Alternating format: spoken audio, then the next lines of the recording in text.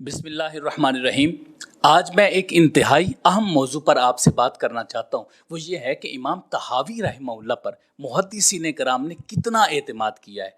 ज़ाहिर है आप हदीस उसी की ले सकते हैं जिस पर मुहद्दिसीन कराम ने एतमाद किया हो, या दायरा हदीस में उसी की जगह ज़्यादा होती है जिस पर ज़्यादा एतमाद किया जाता है।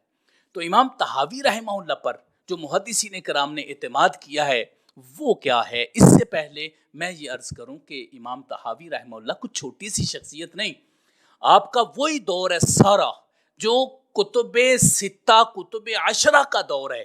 इमाम तहावी रहमहुल्लाह की किताब उसमें मिलाकर वो कुतुबे अशरा बनती हैं, यानी बुखारी, मुस्लिम, तिर्मिज़ी, निसाई, अबू दाऊद, इब्न माजा और मुअत्ता इमाम मालिक, मुस्नद दारिमी, शरह मानिल आसार, मुस्नद अहमद बिन हम्बल। ये जो 10 किताबें हैं जिनमें इमाम तहावी की भी किताब शामिल है, वो कुतुब अशरा का जो एक ही दौर है सारा। सिर्फ इमाम मालिक रहमहुल्लाह थोड़ा सा पहले अरसे के हैं, 179 हिजरी उनका विसाल है, और इमाम तहावी रहमहुल्लाह का 229 हिजरी विलादत है और 321 हिजरी को आपका विसाल है। ये सारा वही दौर है ये मुहद्दिसीन कराम का। तो चूंकि इमाम तहावी रहमहुल्लाह भी उसी दौर के हैं, तो उस दौर में बाकायदा तौर पर हदीस और उलूम हदीस पर बहुत ज़्यादा काम हुआ। तो इमाम तहावी रहमहुल्लाह ने भी अपनी बड़ी खिदमात सर अंजाम दी। वो कौन किस किस तरीके से आइमा मुजतहिदीन ने आपका जिक्र किया।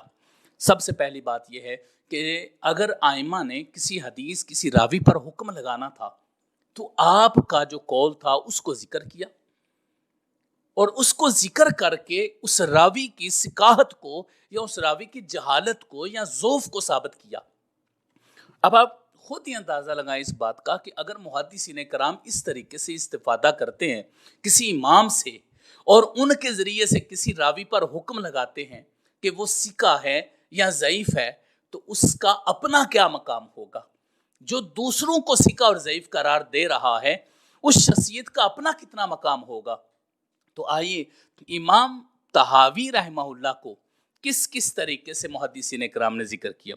एक तो जब रावी को सिका या ज़ईफ़ कहना था तो जिक्र कर दिया। दूसरा बड़ी अहम बात कि जब उन्होंने किसी की वफात का जिक्र करना था कि फुला रावी फुला तारीख को फौत हुआ, तो फिर भी इमाम तहावी रहमहुल्लाह का जिक्र किया, और इसमें कसरत के साथ इन लोगों ने इमाम तहावी रहमहुल्लाह का जिक्र किया।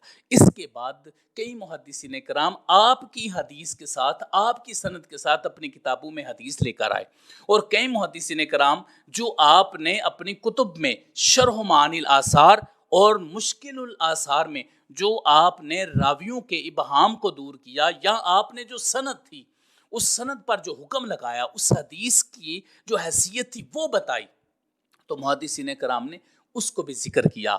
इस तरीके से इमाम तहावी रहमहुल्लाह का जिक्र होता रहा। कुतुब अस्माइर रिजाल में इमाम तहावी रहमहुल्लाह का जिक्र हुआ, कुतुब अहदीस में इमाम तहावी रहमहुल्लाह का जिक्र हुआ। मैं यहाँ फुकहा की बात नहीं कर रहा, वो एक अलग मौजू है। मैं सिर्फ मुहद्दिसीन की बात कर रहा हूँ जो दायरा हदीस है उसमें इमाम अबू जाफ़र तहावी रहमहुल्लाह पर कितना एतमाद किया है मुहद्दिसीन कराम ने। आइए जी देखते हैं। सबसे पहले इमाम मिज़्ज़ी जिनकी किताब है तहज़ीबुल कमाल, अज़ीम शान किताब है फ़न रिजाल की, अज़ीम शान, उन्होंने इमाम अबू जाफ़र तहावी रहमहुल्लाह का कैसे जिक्र किया। मैं चूँकि इसकी एक एक मिसाल जिक्र करूँगा, इसके अलावा आपके और भी बहुत ज़्यादा अक़वाल मौजूद हैं, एक एक मिसाल सिर्फ जिक्र करूँगा। इमाम यूसुफ मिज़्ज़ी रहमहुल्लाह अपनी किताब तहज़ीबुल कमाल में जब इमाम अबू जाफ़र तहावी का कौल जिक्र करते हैं तो उस वक़्त वो किस इबारत के साथ जिक्र करते हैं। फरमाते हैं क़ाला अबू जाफ़र तहावी समेअतु यूनुस इब्न अब्दिल आला। वो फरमाते हैं कि इमाम अबू जाफ़र तहावी ने कहा कि मैंने यूनुस बिन अब्दुल आला और बहर बिन नसर से सुना है कि उन्होंने कहा फ़वस्सक़हु, जिस रावी का जिक्र कर रहे हैं उनके बारे में फरमाते हैं कि उन्होंने उसकी तौसीक की, यानी ये इमाम तहावी रहमहुल्लाह का जो कौल था उस रावी की सिकाहत पर वो इन्होंने जिक्र किया।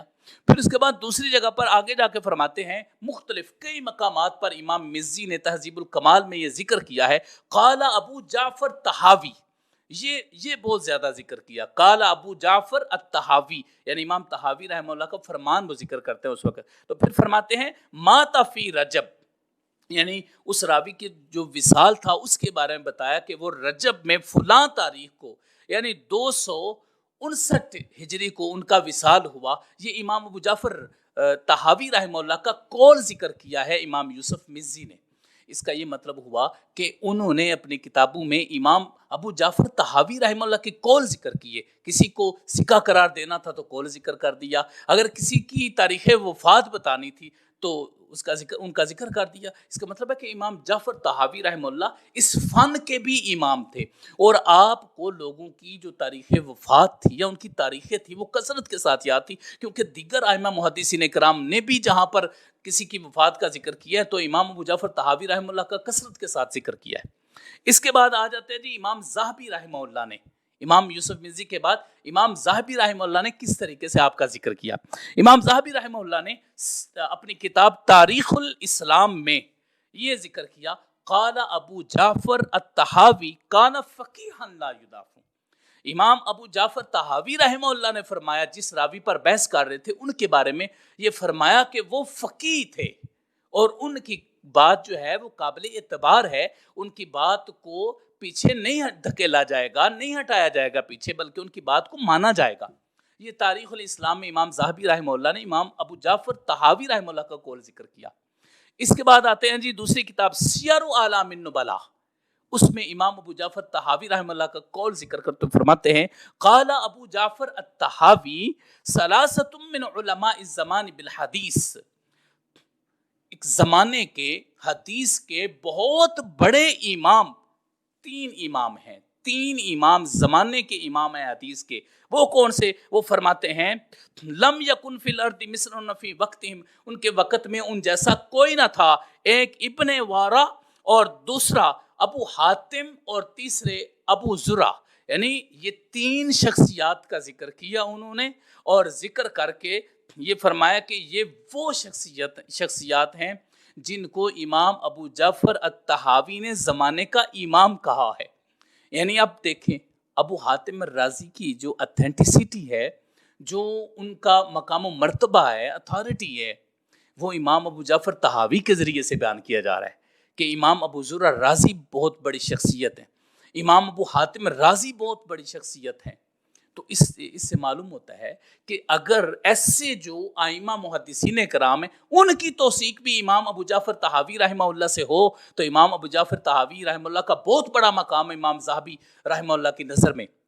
اس کے بعد دوسرا، انہوں نے بھی اسی طرح ہی جو وصال کی بات تھی، انہوں نے بھی اسی طرح ہی، امام ذہبی جب ذکر کرتے ہیں کسی کی وفات کا تو بہت ساری جگہ پر امام ابو جعفر طحاوی رحمہ اللہ کا قول لے کر آتے ہیں کہ فلاں شخصیت، قال ابو جعفر، فرماتے ہیں کہ امام ابو جعفر طحاوی نے یہ فرمایا کہ فلاں شخصیت اس دن کو فوت ہوئی، تو یہ امام ذہبی نے یہ فرمایا۔ تیسرا ایک قول میں عرض کروں، امام ذہبی نے اپنی کتاب المغنی فی الضعفاء، اس کتاب میں قول ذکر کیا ہے، کانا ابو جعفر الطحاوی ینکر علیہ حدیثہ، یہ فرماتے ہیں کہ امام جعفر طحاوی ان کی حدیث کا انکار کرتے تھے۔ تو اس کا مطلب ہے کہ ان کے ضعف کو بیان کرنے کے لیے امام ابو جعفر طحاوی رحمہ اللہ کا یہ قول امام ذہبی نے ذکر کیا ہے۔ تو معلوم ہوا کہ امام ابو جعفر طحاوی رحمہ اللہ پر بہت زیادہ اعتماد کیا جاتا تھا۔ آپ کسی راوی کو ضعیف کہتے، مجہول کہتے تو اس راوی کو ضعیف قرار دیا جاتا، ثقہ کہتے تو اس کو ثقہ قرار دیا جاتا، اتنا امام ابو جعفر طحاوی رحمہ اللہ پر اعتماد کیا جاتا تھا۔ اس کے بعد ذکر کرتے ہیں امام مغلطائی کا، ان کی جو کتاب ہے اکمال تہذیب الکمال، امام مغلطائی رحمہ اللہ کیا فرماتے ہیں؟ فرماتے ہیں وقال الطحاوی فی المشکل، امام طحاوی نے مشکل الاثار میں اس راوی کے بارے میں کہا متروک الحدیث، وہ راوی متروک ہے۔ امام مغلطائی نے حدیث بیان کر کے اس کے بعد امام ابو جعفر طحاوی رحمہ اللہ کا یہ حکم اس پر بیان کیا ہے۔ اس کا مطلب یہ ہے کہ کوئی بھی راوی اگر اس کے احوال کے بارے میں جاننا ہوتا تو یہ ائمہ امام ابو جعفر طحاوی رحمہ اللہ پر اعتماد کیا کرتے اور ان سے ان کے اقوال لیا کرتے۔ تو اس سے بڑا اب کیا کسی پر اعتماد ہو سکتا ہے کہ ان کا ذکر ہی اپنی کتابوں میں اتنے بڑے ائمہ نے کیا ہو اور پھر ان کو بطور دلیل لیا ہو کہ کوئی راوی ضعیف ہے یا کوئی راوی ثقہ راوی ہے یا اس کی کیا اہمیت ہے۔ اس کے بعد امام ابن حجر عسقلانی کی طرف آتے ہیں کہ امام ابن حجر اسقلانی رحمہ اللہ نے لسان المیزان میں کیا فرمایا. امام ابو جعفر طحاوی رحمہ اللہ کا قول ذکر کرتے ہوئے کیا فرمایا. امام ابن حجر اسقلانی فرماتے ہیں، آپ فرماتے ہیں ایک راوی کا ذکر کیا اور ابو محمد اس راوی کا ذکر کرنے کے بعد یہ فرمایا قال ابو جعفر الطحاوی مجہول. فرماتے ہیں کہ امام ابو جعفر طحاوی نے اس راوی کو مجہول کہا ہے، تو ان کا ذکر کیا. اس کا مطلب ہے کہ امام ابو جعفر الطحاوی رحمہ اللہ پر محدثین کرام اعتماد کیا. اور آپ کو پتہ ہے کتب و اسماء الرجال کا جو سارا ذخیرہ ہے اس میں یہ بڑے اہم نام ہیں. امام مزی کا نام بڑا اہم، تہذیب الکمال ان کی کتاب بڑی اہم، امام ذہبی کا نام بڑا اہم جن کی کتابیں اس حوالے سے بڑی اہم ہیں، امام مغلطائی کا نام، امام ابن حجر اسقلانی کا نام بڑا اہم ہے اس حوالے سے. تو اس کا مطلب ہے کہ ان بڑے بڑے ائمہ محدثین کرام نے امام ابو جعفر الطحاوی پر اعتماد کیا اور ان کے اقوال کو باقاعدہ طور پر ذکر کیا ہے. علامہ بدر الدین عینی اپنی کتاب مغانی الاخیار جو شرح معانی الاثار کے راویوں پر لکھی، علامہ بدر الدین عینی نے بھی امام ابو جعفر طحاوی کا ذکر کیا اور فرمایا کہ امام ابو جعفر طحاوی یہ فرماتے ہیں کہ میں نے بکار بن قتیبہ سے اور انہوں نے حلال بن یحییٰ سنا، اور وہ فرماتے ہیں ما فی الاسلام قاضٍ افقہ منہ. جس راوی کا ذکر کر رہے تھے فرماتے ہیں کہ اس سے بڑا اور قاضی اور فقیہ نہیں ہو سکتا. اور دوسری جگہ پر فرمایا وقال ابو جعفر ایضا، اور امام ابو جعفر طحاوی نے یہ بھی فرمایا ہے کان عیسیٰ سخیًا جدا، عیسیٰ بہت بڑے سخی تھے. تو امام طحاوی رحمہ اللہ کا اس طریقے سے ان ائمہ کرام نے ذکر کیا ہے. جس وقت ہم یہ دیکھتے ہیں کہ یہ ائمہ محدثین کس طریقے سے امام ابو جعفر طحاوی رحمہ اللہ پر اعتماد کرتے ہیں اور اپنی اپنی کتب و اسماء رجال میں ان کا ذکر کرتے ہیں، اور ان کا ذکر کر کے ان سے لوگوں کی ثقافت، جہالت، ذوف اور راویوں کے احوال کے بارے میں خبر لیتے ہیں، اور جو ان کا وصال ہے اس کے بارے میں بھی امام ابو جعفر طحاوی کا ذکر کرتے ہیں. تو اب آپ خود اندازہ کریں کہ کتنا اعتماد کیا جاتا ہے امام ابو جعفر طحاوی رحمہ اللہ پر، جن نے شرح معانی الاثار اور مشکل الاثار لکھی ہے. میں یہ آپ کو اس لیے بتانا چاہتا ہوں کہ یہ وہ باتیں ہیں جو لوگوں کو کم معلوم ہیں، اور میں چاہتا ہوں کہ یہ جو اس طرح کے معاملات ہیں وہ لوگوں کے سامنے آئیں. کیوں؟ اس لیے کہ امام طحاوی رحمہ اللہ کی بہت بڑی خدمات ہیں. انہوں نے شرح معانی الاثار ایک ذخیرہ رسول اللہ صلی اللہ علیہ وسلم کی احادیث کا دیا ہے، اور اسی طرح جو مشکل الاثار ہے ان نے 13,000 سے زائد رسول اللہ صلی اللہ علیہ وسلم کی احادیث درج کی ہیں. لیکن لوگ جو ہیں وہ کہتے ہیں جی بس چند ایک کتابیں آگے ہیں، اور باقی کتابوں کا تو عام لوگ جو ہیں وہ نام بھی نہیں سنتے ان کتابوں کا. یہ علماء کے ہاں تو معروف ہوتی ہیں لیکن عام لوگ ان کو جانتے بھی نہیں ہوتے. تو ان کی اتنی زیادہ خدمات ہوں، جو اتنے بڑے امام ہوں اور اس مرتبے پر فائز ہوں کہ بڑے بڑے محدثین کرام ان سے استفادہ کرتے ہوں، تو پھر کیا وجہ ہے کہ ان کی کتابوں اور ذخیرہ حدیث کو پیچھے دھکیلا جائے. میں یہ عرض کرنا چاہتا ہوں یہ دور احیاء حدیث کا دور ہے. اب کتابیں چھپی نہیں رہیں گی، اب کتابوں کو کوئی نہیں چھپا سکے گا. اب یہ نہیں ہے کہ بخاری مسلم سے بتاؤ بس، یا اب یہ نہیں ہے کہ کتب ستہ سے بتاؤ بس. میرے بھائیوں ایسا نہیں ہوگا. رسول اللہ صلی اللہ علیہ وسلم کے سارا ذخیرہ حدیث سامنے آئے گا، ساری کتابیں انشاءاللہ سامنے آئیں گی، اور یہ جتنی بھی کتابیں ہیں ان کی اشاعت ہوگی، یہ سامنے آئیں گی. اشاعت سے مراد کیا ہے؟ یعنی متعارف ہوں گی یہ کتابیں لوگوں کے ہاں، علماء کرام کے ہاں تو ہیں، عوام الناس کے سامنے. اور میں یہ سمجھتا ہوں جو نوجوان چاہے یونیورسٹی کا ہے، کالج کا ہے، کوئی بھی نوجوان پڑھا لکھا اگر ان کتابوں کو پڑھ لے گا، شرح معانی الاثار اور مشکل الاثار، اس کے دل و دماغ کی گریں کھل جائیں گی، عظیم و شان انسان بنے گا، اور اس کو پتہ چلے گا کہ ریئلٹی کیا ہے، حقیقت کیا ہے. وہاں سے ابہام دور ہوں گے. آج نوجوان اکثر وہ سوال کرتے ہیں اور پوچھتے ہیں جی ایک یہ بھی حدیث ہے، ایک یہ بھی حدیث ہے، تو اب ہم کس پر عمل کریں؟ اگر آپ نے یہ جاننا ہے تو پھر میں بتا رہا ہوں کہ امام طحاوی کی کتابوں کا مطالعہ کریں، امام طحاوی رحمہ اللہ کی شرح معانی الاثار کا مطالعہ کریں، ان کی مشکل الاثار کتاب کا مطالعہ کریں، ساری مشکلات حل ہو جائیں گی انشاءاللہ. وہ آپ کو بتائیں گے کہ یہ جو حدیث ہے یہ بھی ہے، یہ بھی ہے، اس کا حل کیا ہے اور کیسے کیسے اس کا حل پیش کیا جا سکتا ہے.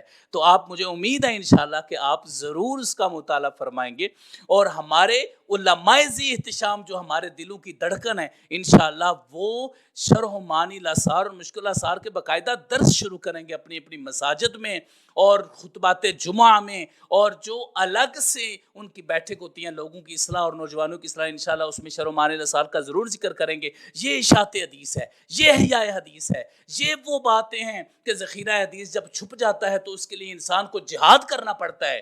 آئیے ہم سب مل کر جہاد کریں اور اس ذخیرہ جو لوگوں نے چھپا رکھا ہے اس کو سامنے لے کر آئیں اور اس کو لوگوں کے سامنے لائیں، عوام الناس کے ہم سامنے لے کر آئیں۔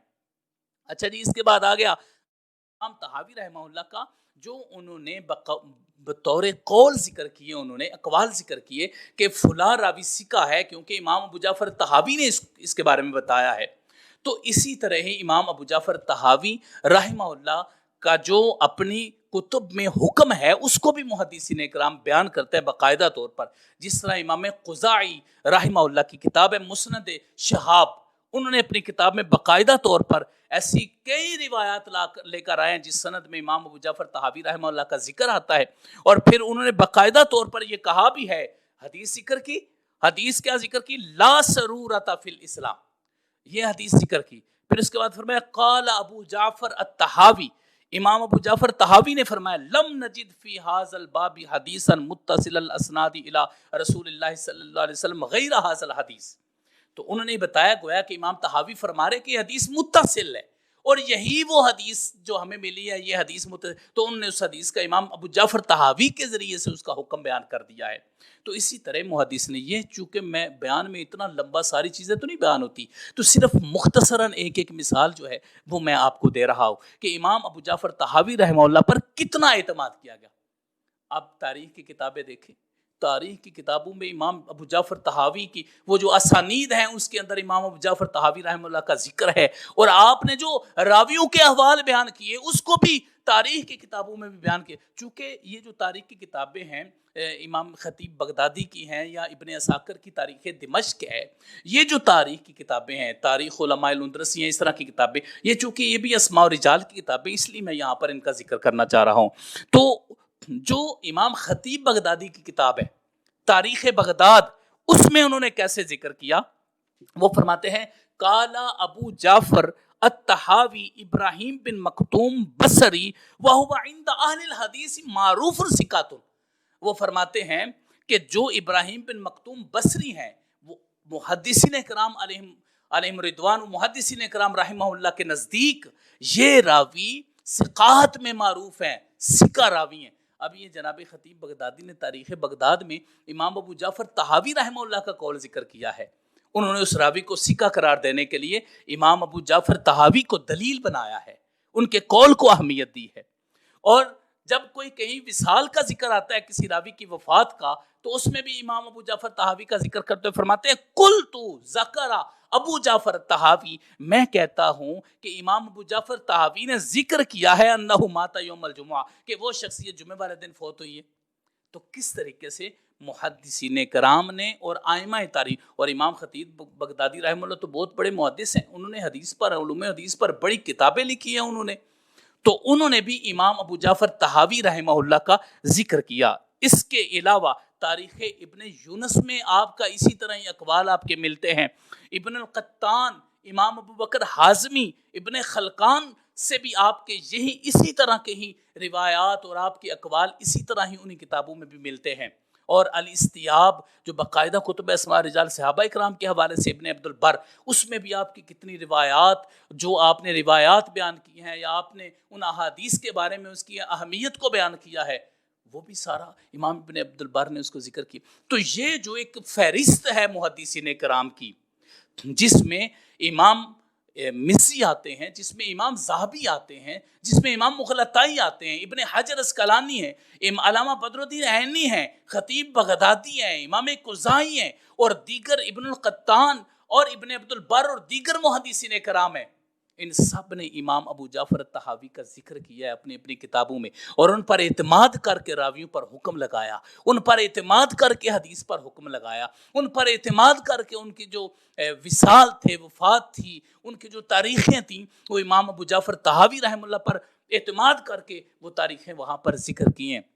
یہ جو میں نے باتیں عرض کی ہیں، اس کا نتیجہ یہ نکلتا ہے کہ امام ابو جعفر طحاوی حدیث اور فن حدیث، حدیث اور علوم حدیث کے بہت بڑے امام تھے، کہ اتنے بڑے ائمہ محدثین کرام نے ان پر اعتماد کر کے ان کی کتابوں کو لیا، اور ان ائمہ کرام نے ان پر اعتماد کر کے ان کی کتابوں کے حوالے بھی دیے، ان کے اقوال بھی ذکر کیے، اور راویوں کے ثقہ ہونے کو اور حدیث کے صحیح اور متصل ہونے کو بیان کیا ہے۔ اللہ رب العزت کی بارگاہ میں دعا ہے اللہ تعالیٰ امام ابو جعفر طحاوی رحمہ اللہ کے بہت زیادہ درجات بلند فرمائے، اور ان کی جو کتب ہیں ہمیں ان کا مطالعہ کرنے کی توفیق عطا فرمائے۔ آمین یا رب العالمین۔ وصلی اللہ علی حبیبہ سیدنا محمد و آلہ وصحبہ۔